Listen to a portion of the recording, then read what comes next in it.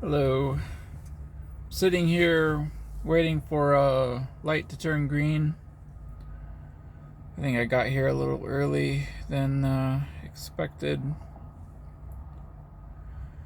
But I thought I would give some thoughts on my first run, or my first, time out. This load should send me back to San Antonio, and in the end my first time out before get some couple of days off. I guess I don't have really any notes or any particular order, so I'll see if I can make something worthwhile to put out there. Just a little bit of some of my thoughts. It might be a little bit rambly. It probably will be. We'll see how it goes. But I guess want to try to cover some of the things I've learned in case any new drivers or potential drivers watch this. One of the big things I learned over my time out on the road, just a couple of weeks now, is that there is, at least for me, and this could be different for other people, but at least for me, there's a point at which I'm tired in a way that's not dangerous as far as driving the truck, but I should still be careful because I'm slow to process information, and it can get me into difficult situations by being at that level of tiredness where I still feel okay. There's no chance at all that I'd be falling asleep or anything like that, but my processing speed is so low that I can miss signs or like get confused easily with the directions, or miss a turnoff or something, and that can get me into trouble. That can lead to a situation that is actually more serious if I take the wrong way into a dead end situation where trucks aren't supposed to be at, or something like that. I had one situation where I had missed a turn. Had been trying to stay in the left lane because both of my navigation systems were telling me I needed to take a left turn to turn around, but every one I saw didn't look safe to turn around. It was like these almost like U-turn areas, which weren't quite a U-turn. I don't know if Schneider would consider it a U-turn. We're not supposed to do those. But it was like there was enough of the break in the median that it might not have been considered a U-turn, but it's still like the other side was just non-stop traffic, and there were no lights, and it didn't seem like there were any breaks in the traffic. So I couldn't see how I was going to get out onto the road safely from there once I started making one of those turns. So I couldn't figure out how I was going to turn around. I was trying to get to a scale because I just picked up a load from a place that I didn't really trust. It seemed a little bit shady, potentially, or I don't know. I just felt like I should check as soon as I could. I needed to get to a scale.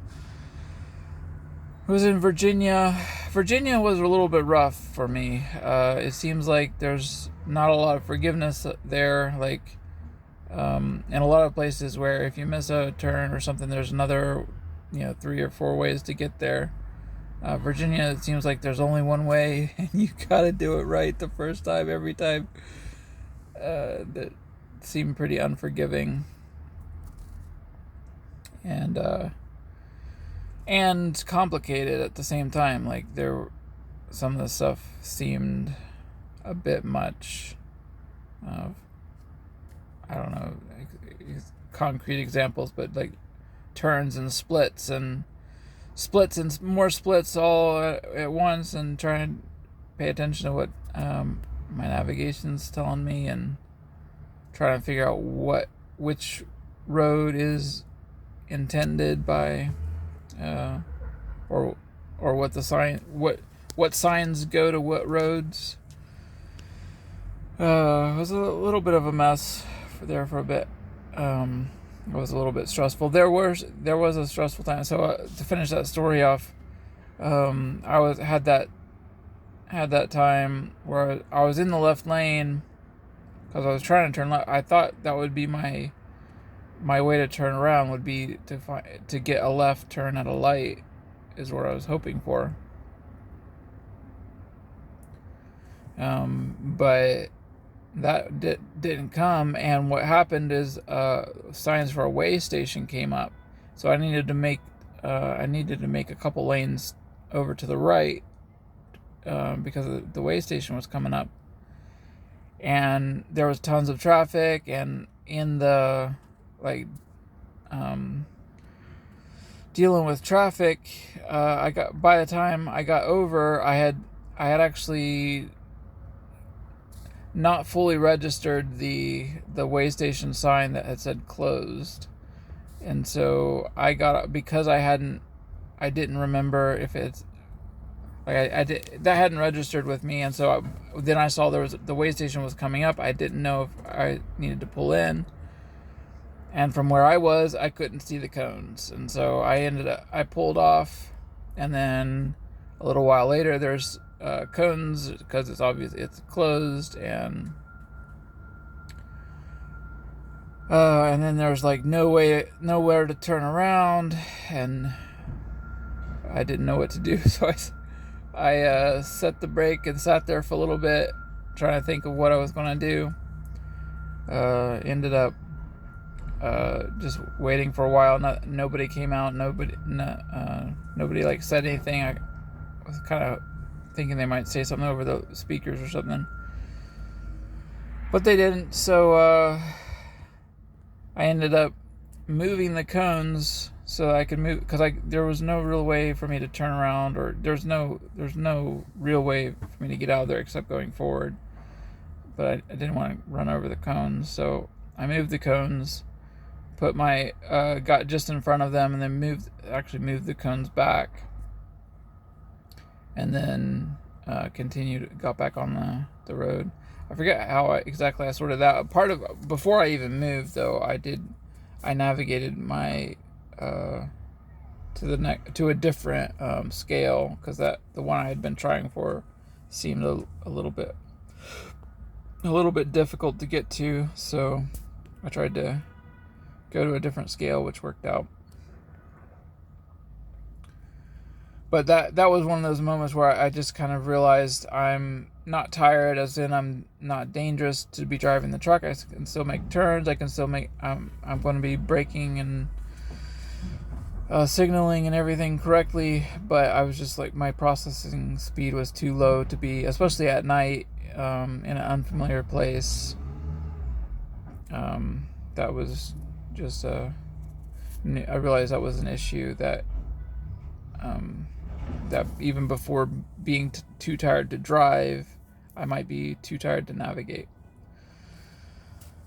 So going forward, I'll try to recognize when that is and when that's critical. Sometimes, navigation's not a huge issue. If you're going 10 hours on the same interstate and you're just looking for a rest stop, or even just a pull off to a truck stop, it's not going to be a big deal. But if you're in a city environment or city traffic, looking for specific places, and usually a lot of times those might have situations where you could get into trouble if you don't do everything right. So probably want to make sure you're extra rested and extra fresh for those. So that's something I learned while I was out there. I wanted to, I guess the progression of the videos was supposed to go crawl, walk, run, I guess, and it kind of felt like, at the time, it felt like it. I went from not moving very much to getting my the truck kind of sorted out, my paperwork sorted out, starting to roll forward. And then the next day I got up early morning and did a whole day of just driving. And then I think I might have done it might have been 2 days of just straight driving before I made my delivery. I think it was like that. On the third day, I ended up making the delivery. And so that was really good. I think that was a really good first trip. I don't know if anyone planned that or anything like that, but it was a really good, I think, a good first trip for a new driver to get a long route that I could get comfortable with how things worked before I got to my destination.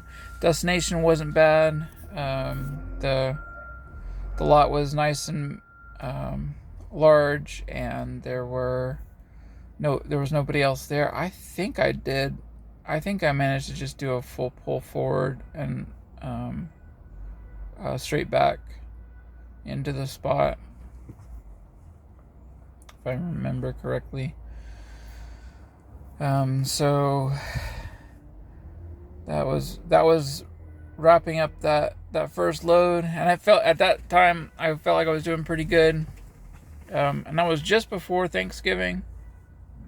And then I got straight from there. I was a little worried of getting stuck in Florida, because I had heard that Florida is a hard place to get freight sometimes, and we're already kind of in a little bit of a shortage for freight.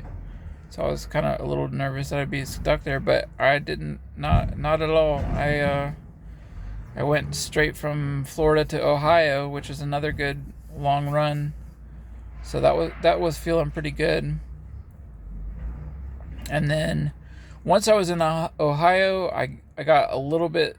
It felt like stuck to like regional runs, and even one that felt like a local run. I had one that went from like Cincinnati to Columbus, Ohio. I was like, I don't know, didn't feel like an OTR run, but I didn't complain. I just used it as training. I did get a lot of good training opportunities. So like there was one instance I remember where the lady said it would be a little while before they could get to me. I think, was I being loaded? I think it might have been. But she said it would take them a little while before they would be able to get to me. So I knew I had a little bit time to use. Getting to what it was, backing into the dock, and there was completely open, like probably like 5 spaces either side. There were nothing there. But I tried to use that as a training opportunity, and so I tried to hit the spot without hitting any of the others beside it, with an angled back. And I tried it like 3 times. Once went in too early, once went in too late, and then kind of managed to get it. Something I was happy with. It wasn't amazing, but it was good practice, and that's how I saw it. There were a couple of spots that they asked me to do stuff that was a little bit difficult. There's one that they had me back the trailer in front of a window and a wall because their dock spaces were all full.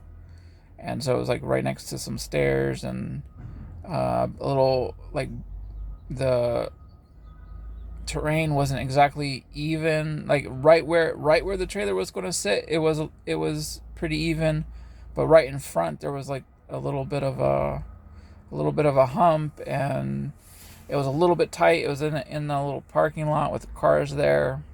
So that was another one. Took me about 3 times. And a lot of get out and looks, and just moving really slow. Got something I was happy with on that one. About half the time I feel like I was in situations where it wasn't too bad, a lot of space. Some of the times I was in situations where it seemed like the lot was made for like day cabs or like people that guess with more skill than me. It was a little bit rough, but I got through it all. I had another one where it was kind of like a high, kind of a pressure system, where it was in a busy lot, and I had missed twice, and I like was backing up people, and like turning around to get another try was really time consuming because the lot had like a 5-mile-an-hour restriction on it. I think it was an Amazon place, and the only places I could actually turn around, I couldn't actually turn around in between or I don't know if I could. It looked really tight to turn around in between the trailers on both sides. So I needed to there was like a gap at one end and a gap at the other, all the way at the ends where I could actually turn around. And try again. So that one took me a while to get it, and I would have preferred some help from the yard jockeys, but they said no, you almost got it. So I guess they wanted me to try again. So, and I did actually end up. It kind of calmed down. I let some other people go get out of the get their things done, and then it calmed down a little bit, and I tried again and managed to get it.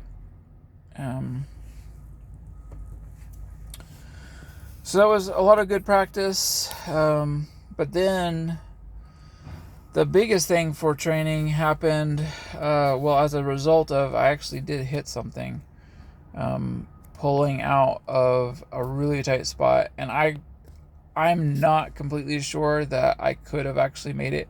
That's part of one of the things I learned on that is just I don't have a good calibration of what is possible.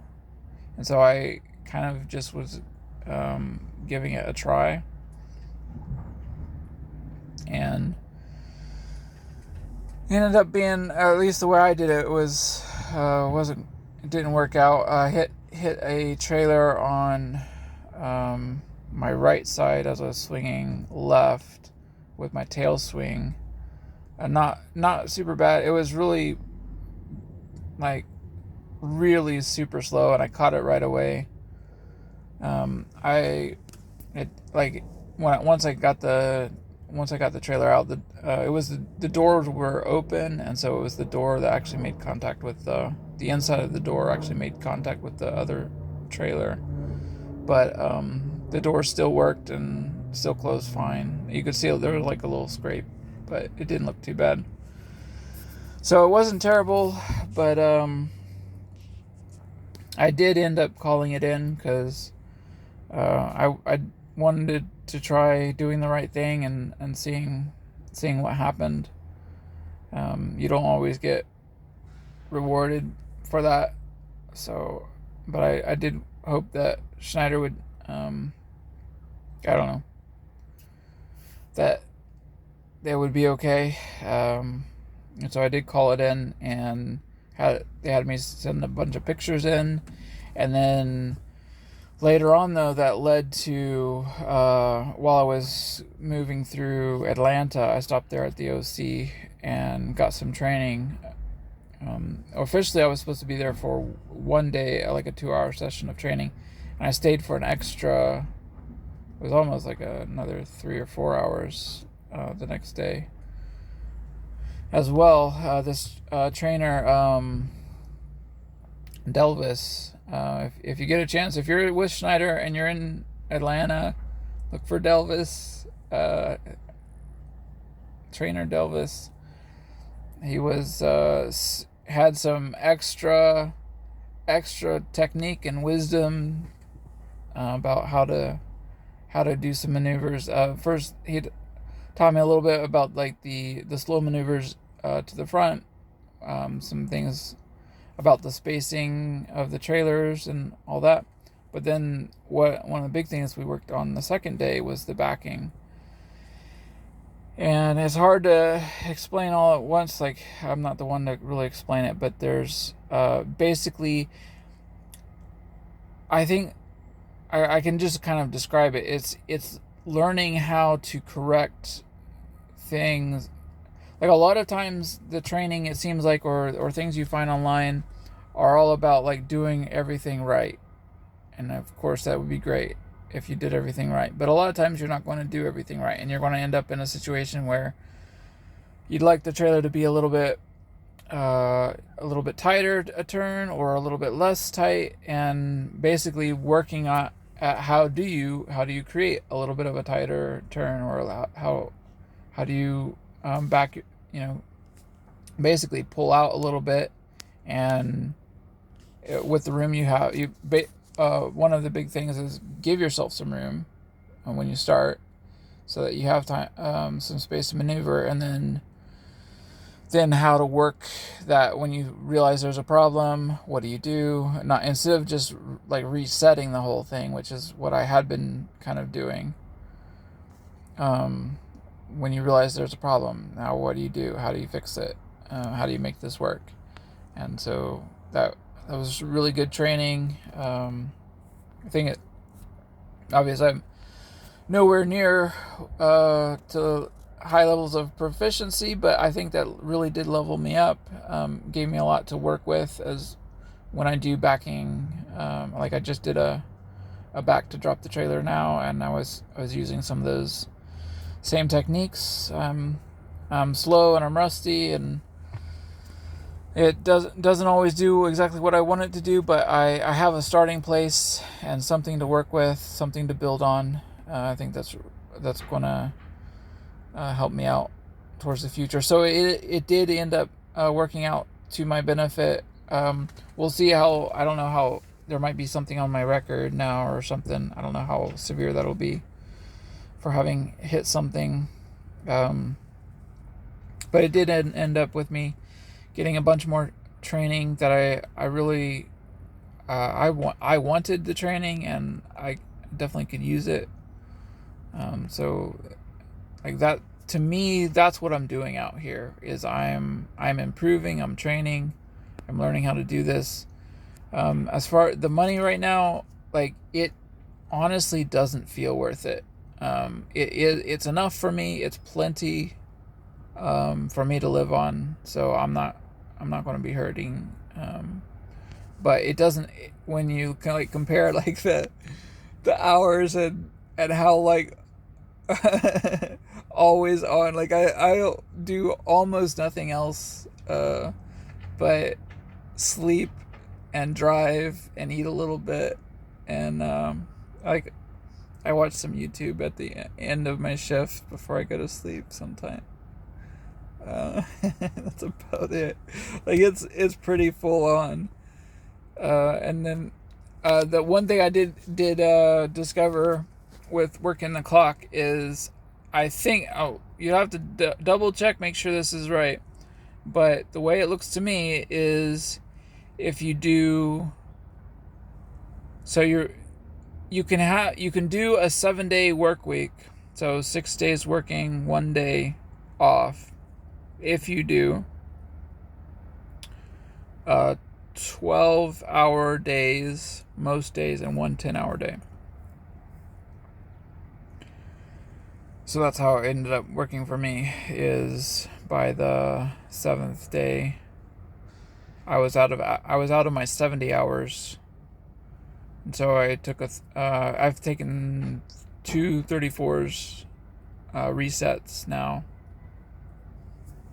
And the first one I came off, like, it was just it came out at an awkward time, and like, it looked to them like I had done work because it never actually had a 0 day. There was, somehow it worked out. I'll have to go back. I can't really explain it, but it worked out that there were 34 hours sandwiched in there where I still got, I think I must have got up super early again or something to make it where I still got a couple hours in that day, the day after the 34, because like right after, as soon as that 34 ticked over, I basically went back on the clock, and I was pushing my clock really hard there for a little bit, especially right in before Thanksgiving.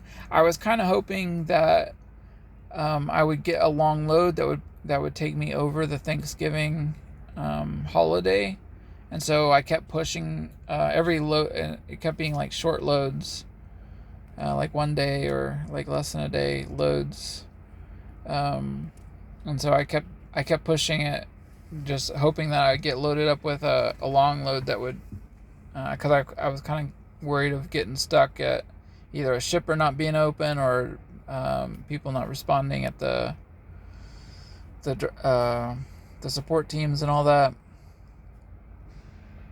But didn't end up getting that, but ended up being fine working over the holiday. Actually, working over the holidays seemed less. I've had more trouble working over a weekend than the holiday. I don't know why that was. If this weekend is special somehow that I don't know. Maybe there's some sports thing going on that I don't know about. But this weekend was a little rough trying to get a hold of somebody. Today, it's actually Sunday today, and I had a little bit of trouble getting a hold of somebody today. For a little bit, it came back up pretty quick. It was less than an hour. But that was a little frustrating there for a little bit. But no big deal. I ended up making it to my spot and getting held up here anyways, so it wouldn't have really mattered.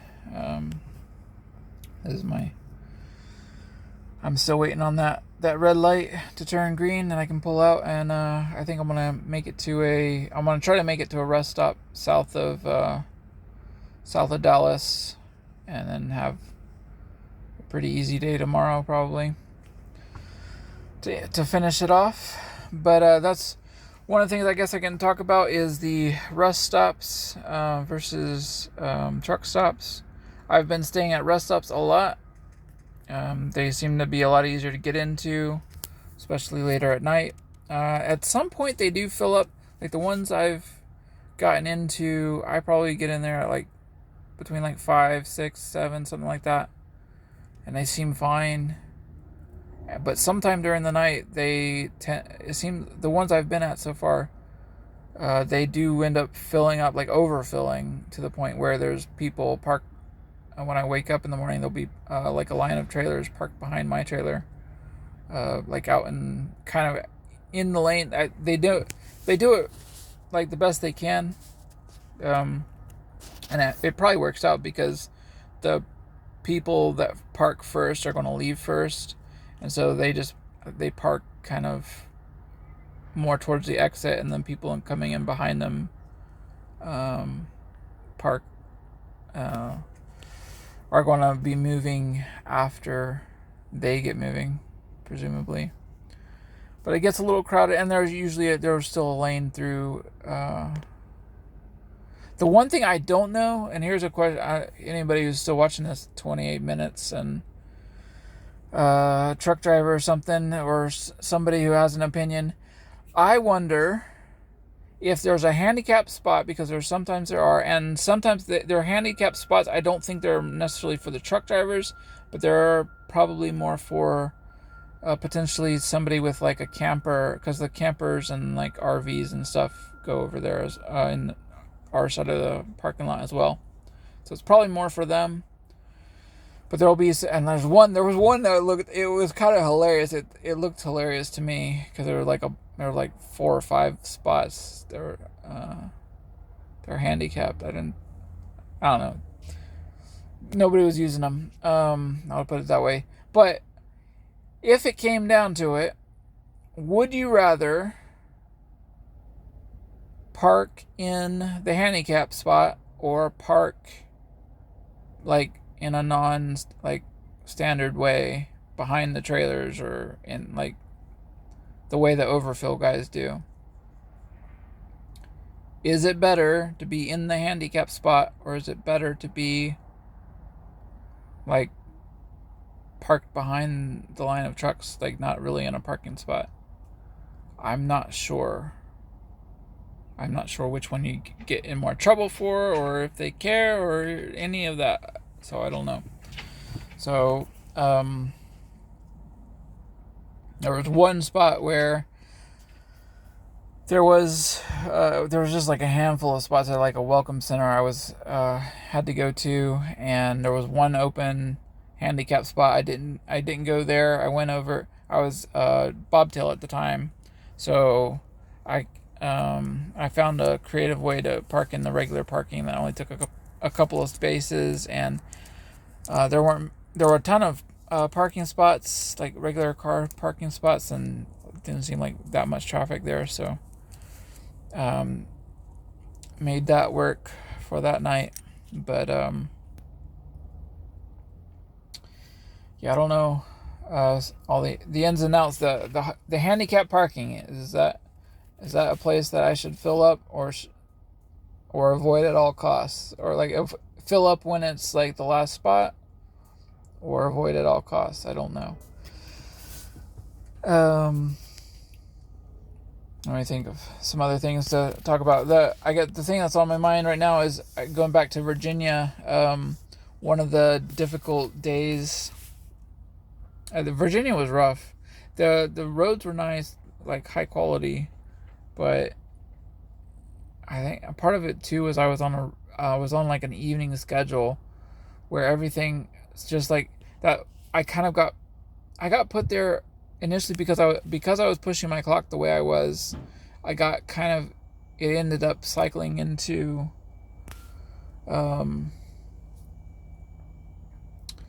evening hours, which I'm vastly prefer to be up in early morning and stop earlier. The parking's so much easier.